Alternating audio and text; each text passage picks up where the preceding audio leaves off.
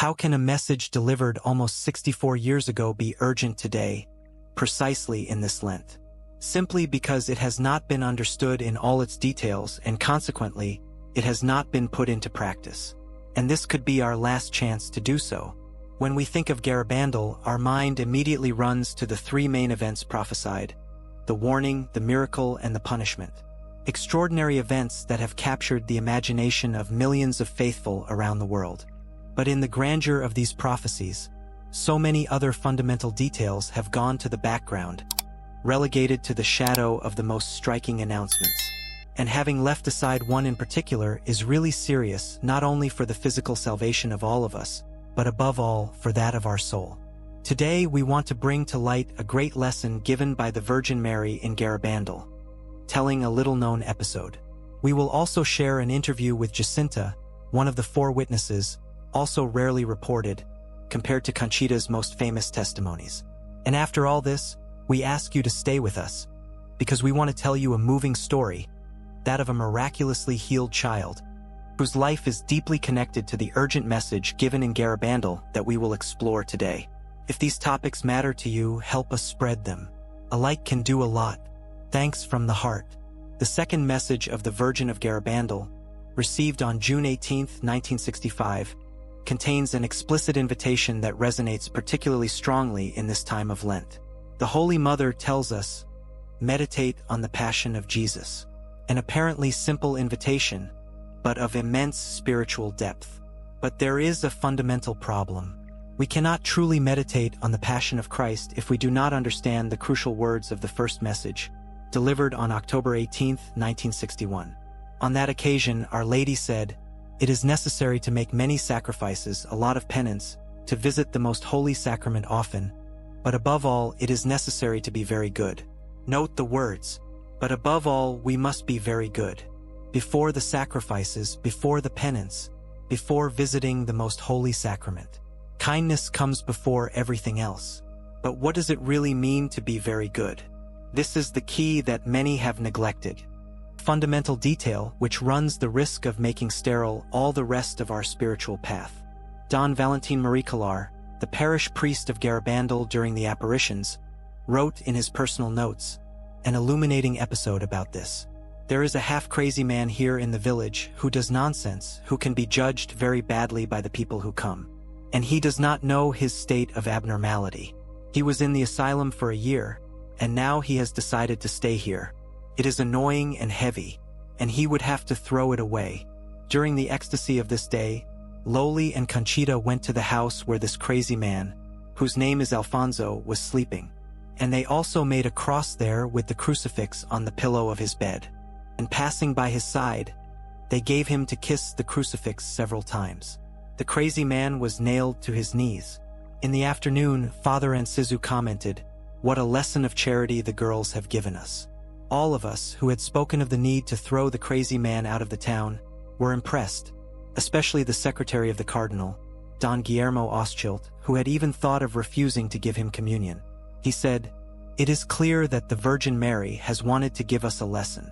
Conchita was asked why they had gone where the crazy man was, and they had given him to kiss the crucifix several times. And she replied, "The Virgin Mary has told us. You despise him, but I love him." Such an answer ended up killing us, making us see our great lack of charity. Our Heavenly Mother is the greatest teacher of spirituality and faith. Let us listen to her words, because it is she who leads us to her Son, Jesus. Let us write together in the comments. Mother Mary, we listen to you. Amen. I have revealed here the deep meaning of being very good. Love your neighbor. It is not simply about avoiding evil or behaving correctly.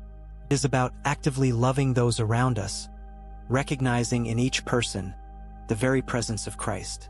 This leads us directly to the words of Jesus in the Gospel of Matthew, chapter 25, where the Son of Man, sitting on the throne of his glory, will separate people, as a shepherd separates sheep from goats.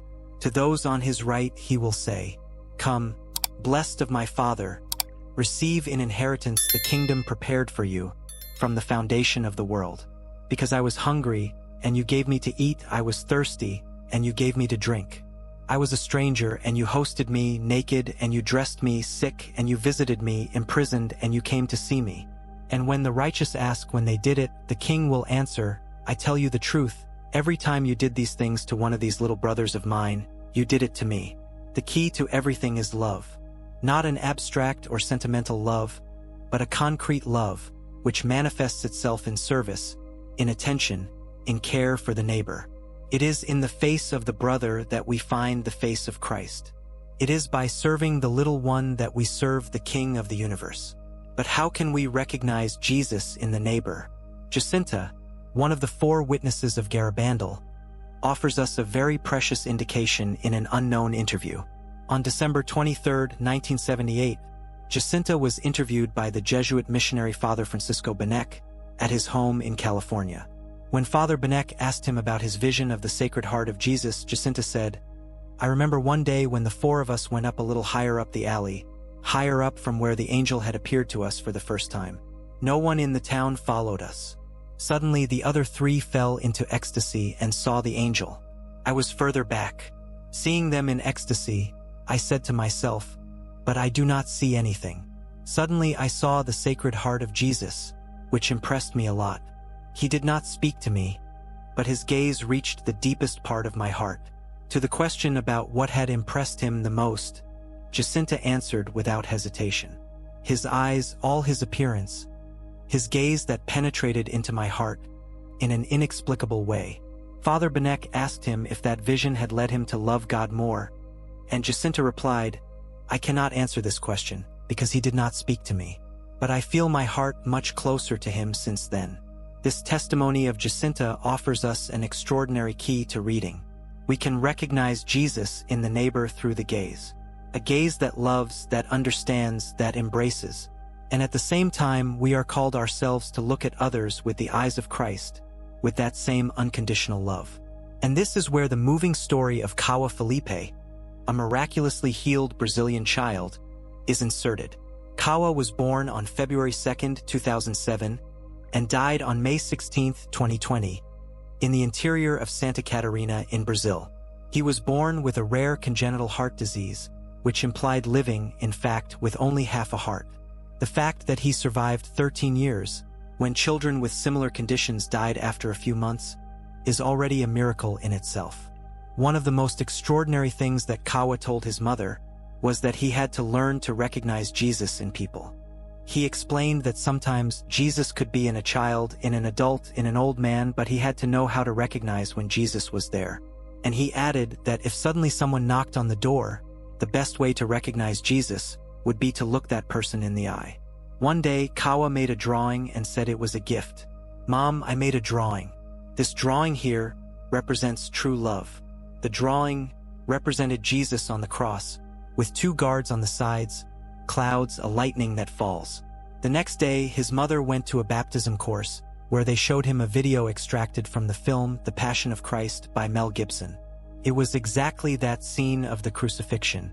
At the end of the scene, the teacher of the course said, and this is true love. And she understood, so, thanks to the Son, that it was really true love. This testimony of a child leads us to the essence of the message of Garabandal. Being very good means loving as Jesus has loved, even the total gift of himself.